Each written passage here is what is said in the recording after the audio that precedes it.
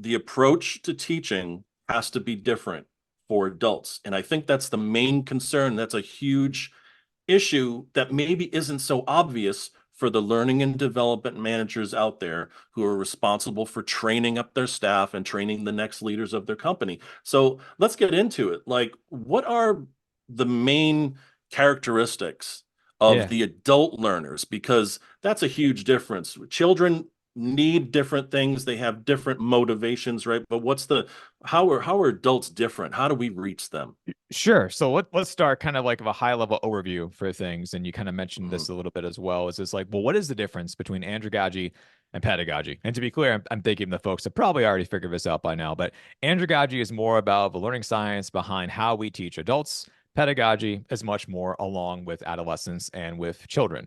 So when we're thinking about these different types of things, it's also not to say too that there aren't similarities because there are, for instance, one characteristic about thinking about with teaching adults in mind is that they need to know about the why. They want to be able to understand behind the ask. It's not like that they are essentially troops and you have a drill sergeant and you're just kind of like throwing things at them and they're going to be following orders and commands and blah, blah, blah.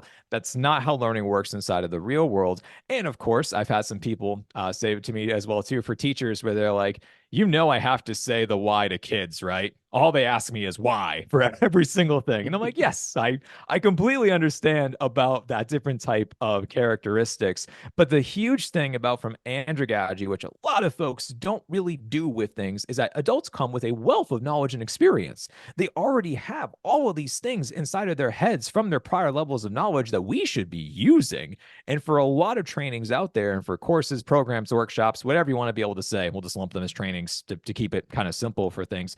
They don't use this information. And it's like, oh, we're wiping the slate clean. So we're going to be talking about this new training. And you're like, well, wait a second.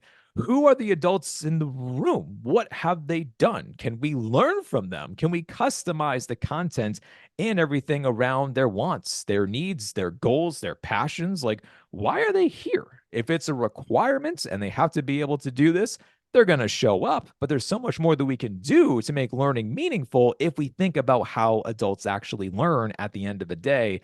And that's kind of like step one to figuring things out.